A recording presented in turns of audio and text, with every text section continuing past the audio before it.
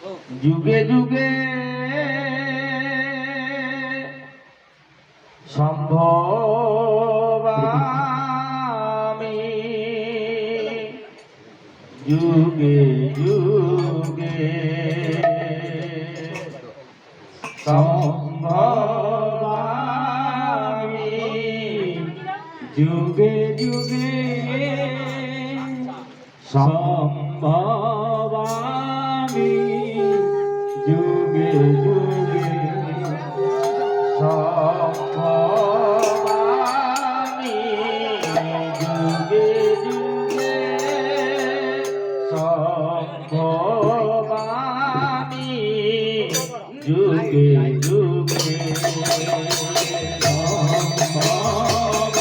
আমি, যুগে যুগে সম্ভব আমি, যুগে যুগে তোদের শ্রী নারায়ণ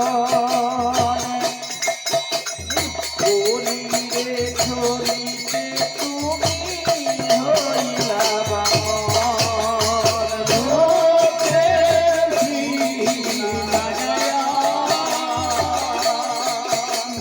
বলিবে চলিতে তুমি হইলা বামন, তোদের শ্রী নারায়ণ বলিবে চলিতে তুমি হইলা বামন, তোদের শ্রী নারায়ণ বলিবে চলিতে তুমি হইলা বামন, সম্ভব আমি, যুগে যুগে সম্ভব আমি, যুগে যুগে সম্ভব আমি, যুগে যুগে সম্ভব আমি, তাই শ্রীরাম অবতার করিলেন অহল্যার পাঠান উদ্ধার, তাই শ্রীরাম অবতার করিলেন অহল্যার পাঠান উদ্ধার, তাই শ্রীরাম অবতার করিলেন অহল্যার পাঠান উদ্ধার, তাই শ্রীরাম অবতার করিলেন অহল্যার পাঠান উদ্ধার, সম্ভব আমি, যুগে যুগে সম্ভব আমি, যুগে যুগে সম্ভব আমি, যুগে যুগে সম্ভব আমি, যুগে যুগে তারপরে শ্রীকৃষ্ণ ভগবান ধন্য করিলেন বিগ্রহধাম, তারপরে শ্রীকৃষ্ণ ভগবান ধন্য করিলেন বিগ্রহধাম, তারপরে শ্রীকৃষ্ণ ভগবান ধন্য করিলেন শ্রী ব্রজধাম, তারপরে শ্রীকৃষ্ণ ভগবান ধন্য করিলেন শ্রী ব্রজধাম, সম্ভব আমি, যুগে যুগে সম্ভব আমি, যুগে যুগে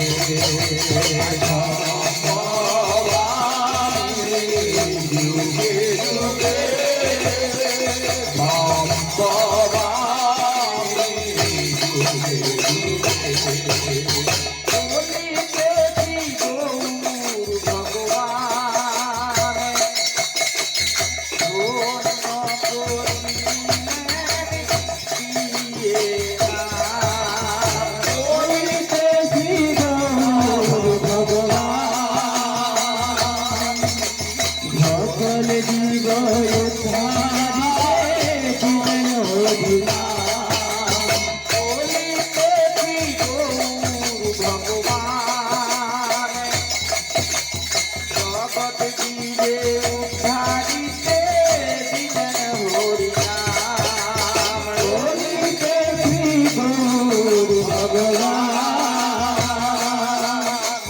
জগৎ জীবে উদ্ধারিতে দিলেন হরিনাম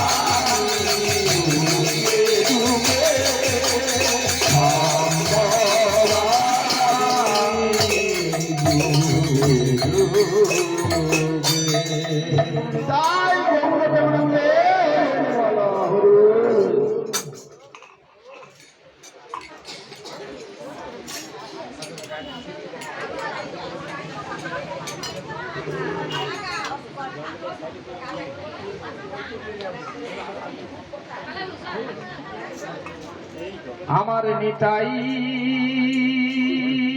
বিনে ভাই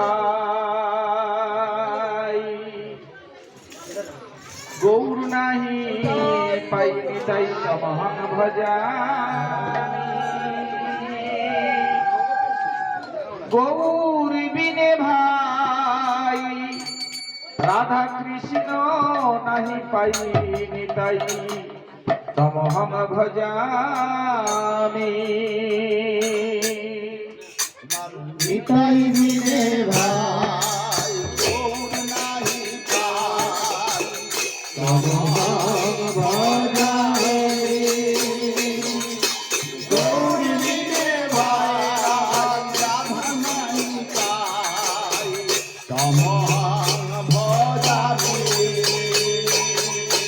নিতাই বিনে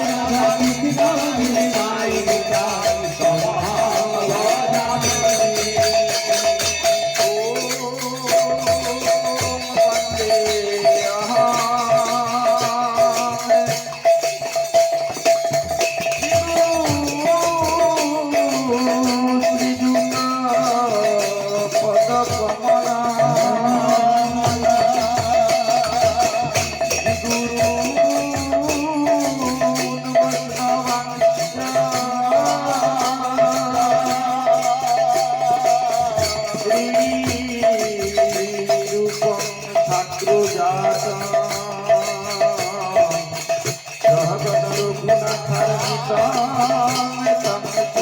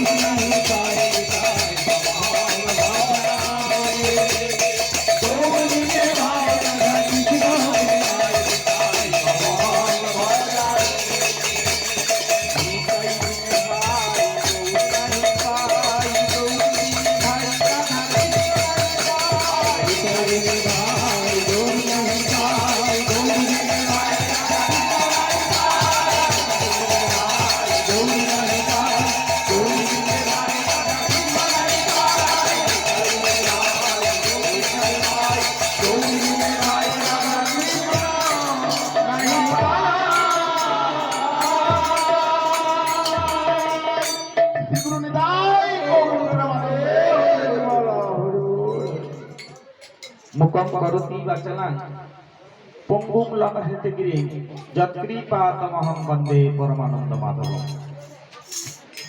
मुकम शब्दे बोबा আর পঙ্গু শব্দে ঘোড়া।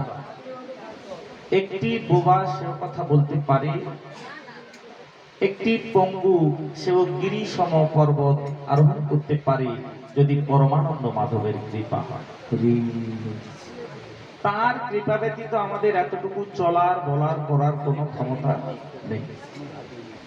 তো বাবা, এখানে ভক্তের কৃপা না হলে ভগবানের কৃপা হয় না।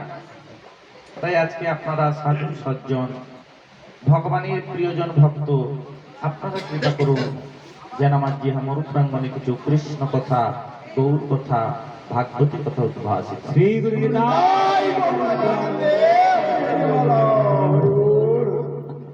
তো রাধে রাধে। এই যে আমরা নিত্য নিত্য ভাগবত কথা শুনছি, কীর্তন কথা শুনছি, প্রসাদ আস্বাদন করছি, এই যে আমরা নিত্য নিত্য করছি, এর তো একটি কারণ আছে। তো আমাদের মুখ্য উদ্দেশ্যটা কি? আমাদের মুখ্য উদ্দেশ্যটা কি না, আমাদের আত্মাটিকে আরো ঊর্ধ্বগতি করা। কিন্তু প্রকৃতপক্ষে কি আমাদের আত্মার ঊর্ধ্বগতি হচ্ছে? হচ্ছে তো? আপনাদের হচ্ছে, আমার হচ্ছে না। রাজা কেন হচ্ছে না? হচ্ছে না কারণ আমরা যে কর্মগুলো করছি, কর্মগুলো বিধি অবলম্বন করে করছি না। এখন আপনারা বলবেন ভাগবত কথা আস্বাদন করব, কীর্তন কথা আস্বাদন করব, এর আবার কি বিধি অবলম্বন করতে হবে? শ্রীমদ ভাগবত মাহাত্ম্যে বললেন এই ভাগবতী কথা, কীর্তন কথা আস্বাদন করতে হলে আগে আমাদের স্মরণ মনন করে করতে হবে। শ্রীমদ ভাগবত মাহাত্ম্যে বললেন, গতদিন আপনারা মাহাত্ম্য কথা আস্বাদন করেছেন, ওখানে নিশ্চয়ই বলেছে কেমন করে স্মরণ মননটা করতে হয়। তো কেমন করে স্মরণ মননটা করতে হয় না জানলে আমরা করবো কেমন? একটি গরু যখন ঘাসখড় খায়, ঘাসখড় খাওয়ার পর তার যে গোবরটা আমরা পাই, এটা কি সরাসরি পাই? পাই না। কেমন দেখবেন গরুটি ঘাস খড় খেলো, খাওয়ার পর সে যেটি খায় আবার নির্জনে দাঁড়িয়ে উগরিয়ে জাবর কাটে, তারপরে তার গোবরটা আমরা পাই। তারপর বলছে আমরা ভাগবত বাসরে যাই বা কীর্তন বাসরে যাই, যেটি শ্রবণ করলাম এটি আবার বাড়িতে গিয়ে নির্জনে গরুর মতো উগরাতে হবে। নির্জনে, নির্জন সময় কোনটা? হয় দুপুর কাল বা রাত্রিকাল। নির্জনে গরুর মতো উগরাতে হবে, মানে স্মরণ করতে হবে আপনি কিটি শ্রবণ করে এলেন। এরপরে বলছে স্মরণ করতে হবে। স্মরণটি কেমন না, এই যে পুষ্প মালাখানা গ্রন্থন করা হয়েছে, মালাতে কি পুষ্পগুলো এমনি আছে? কেমন একটি সূত্রের দ্বারা একটি একটি পুষ্পকে গ্রন্থন করে মালাটা গ্রথিত করা হয়েছে। তদ্রূপ বলছে স্মরণ করার পর আমাদের যে হৃদয় গ্রন্থি আছে, এই হৃদয় গ্রন্থিতে মালার মতো একটি একটি গাঁথতে হয়, তাহলে আমাদের শোনাটি সার্থক হবে। না হলে কোটি জন্ম যদি করে নাম সংকীর্তন, তথাপি নাহি মিলে ব্রজের ব্রজেন্দ্র নন্দন। ওই 100 জন্ম ভাগবত বাসরে বসে থাকলেও, 100 জন্ম কীর্তন বাসরে বসে থাকলেও কিচ্ছু লাভ হবে না, বিধিটি অবলম্বন করতে হবে। এরপরে বলছে আগে আমাদের আশ্রয়টি গ্রহণ করতে হবে। সে আশ্রয়টি কি না, গুরু পদাশ্রয়। আশ্রয় করিয়া ভজে তারে কৃষ্ণ নাহি তজে, আর জি মরে অকারণ। আমাদের যদি আশ্রয়টি থাকে, আগামী দিনের পথ চলতে গিয়েও পথটা যদি ভুল হয়ে যায়, যার আশ্রয়ে থাকবো তিনি আমাদের ঠিক খোঁজ করে নেবেন। তাই আমাদের প্রথম ভাব আশ্রয়টি গ্রহণ করতে হবে, সেটি হলো গুরু পদাশ্রয়। কেন না, আমাদের এই দেহটা একটি অন্ধকারময় ভাণ্ড। এই অন্ধকারময় ভাণ্ডে গুরুদেব যতক্ষণ না মন্ত্রটি দিয়ে আলোটি জ্বেলে দিচ্ছেন, আমরা কিন্তু ততক্ষণ কিছুই দেখতে পাবো না। যেমন একটি কাঠের তৈরি নৌকাকে নদীতে ছেড়ে দিলে নৌকাটি চলতে পারে, নৌকাটি কি গন্তব্যস্থলে পৌঁছাতে পারে? আমাদের এই তমলুকের রূপনারায়ণ নদীতে একটি নৌকা ছেড়ে দেয়, নৌকাটিকে বলুন তুমি কলিকাতার গঙ্গার ঘাটে গিয়ে দাঁড়াবে, যেতে পারবে? কেন? মাঝিবিহীন নৌকা চলতে পারে, কেন পারবে না? চলতে পারে। কেমন চলবে? জোয়ার ভাটায় যেদিক খুশি চলে যাবে, গন্তব্যস্থলে পৌঁছাবে না। তদ্রূপ বলছে গোবিন্দের কাছে, ভগবানের কাছে আমরা যে দেহ তরণীখানা পেয়েছি, এই দেহ নৌকাখানা পেয়েছি, এই দেহ নৌকাটিকে আমাদের গন্তব্যস্থলে পৌঁছাতে হলে আমাদের গুরুরূপ কাণ্ডারীর প্রয়োজন। তাই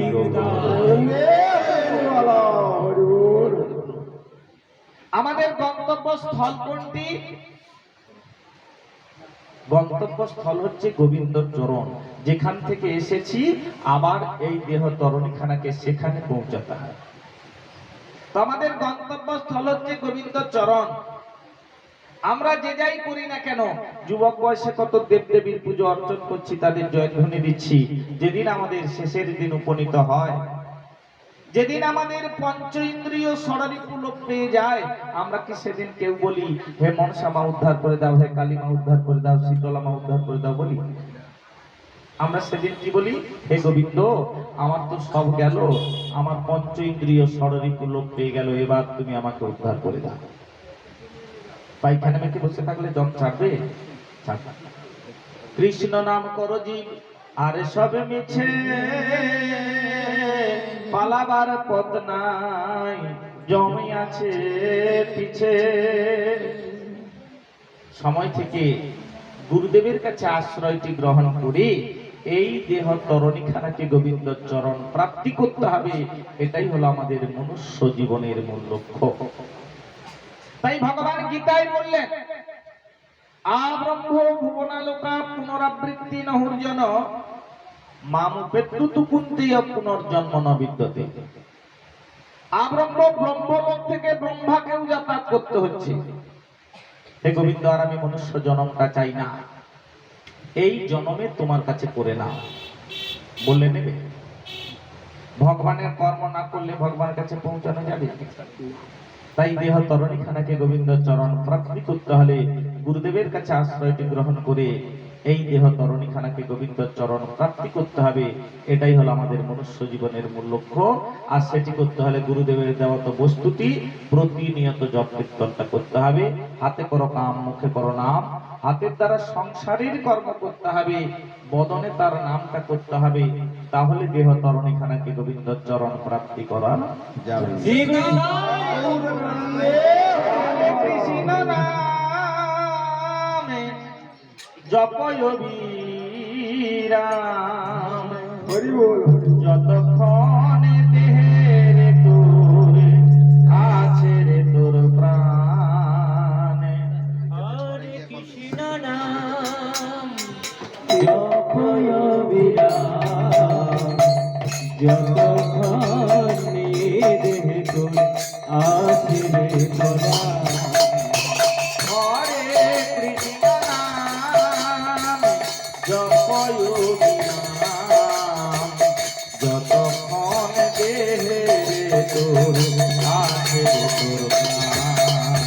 হরে কৃষ্ণ নাম জপয় বিরাম, যতক্ষণে দেহে তোর আছে রে তোরা। দিন চলে যাবে, সময় নাই পাবে। দিন চলে যাবে, সময় নাই পাবে। দিন চলে যাবে, সময় নাই পাবে। দিন চলে যাবে, সময় নাই পাবে। নিকটে দাঁড়ায় সময়, নিকটে দাঁড়ায় সময়। দিন চলে যাবে, সময় নাই পাবে। নিকটে দাঁড়ায় তো আছে যে সময়।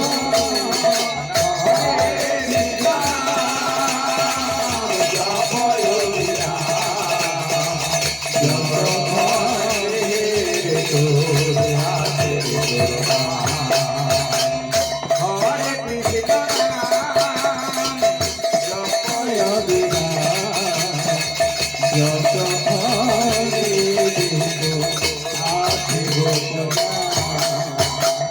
ছাড়য়া আশা, বিষয় পিয়াসা।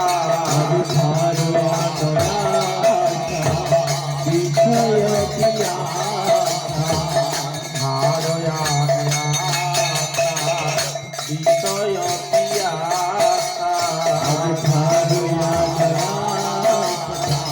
বিষয় পিয়াসা। মুখে বলা হরি হরি, মুখে বলা হরি হরি। মনেরই আনন্দে রাধা গোবিন্দে, মনেরই আনন্দে রাধা গোবিন্দে। মনেরই আনন্দে রাধা গোবিন্দে। মনেরই আনন্দে রাধা গোবিন্দে। এসো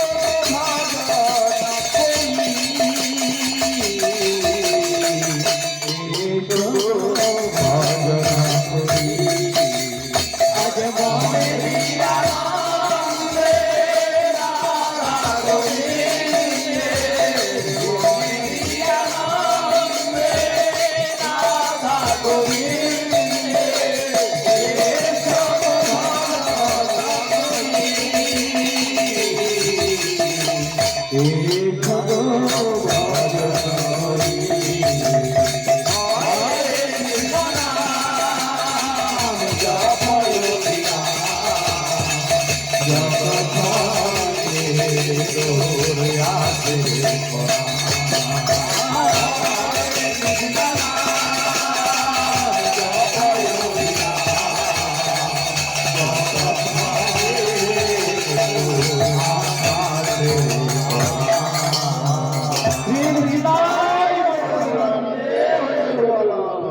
করি। তো রাধে তাহলে আমাদের দেহের মধ্যে যতক্ষণ প্রাণটা আছে গুরুদেবের দেওয়া বস্তুতে আমাদের জপ কীর্তনটা করতে হবে। এরপরে বলছে ভগবান পেতে হলে আমাদের একটু আচরণ করতে হবে, আচরণশীল না হলে কোনোদিনও গোবিন্দ পাওয়া যাইবে না। ভগবান পেতে হলে আমাদের 5টি আচরণ করতে হয়। আচরণের কথাগুলো আপনাদের এখানে অনেকবার বলেছি, মনে আছে? ভগবান পেতে হলে আমাদের 5টি আচরণ করতে হয়: অহিংসা, ঐশ্বর্য, সত্যাশ্রয়ী, সূচি আর সংযম। 5টি আচরণ করতে হয়। অহিংসা, মনের মধ্যে হিংসা থাকলে ভগবান পাওয়া যাবে না। হিংসা কার ধর্ম? পশু। পশুর কাছে আছে এখন? কোথায় এসেছে? মানুষের কাছে।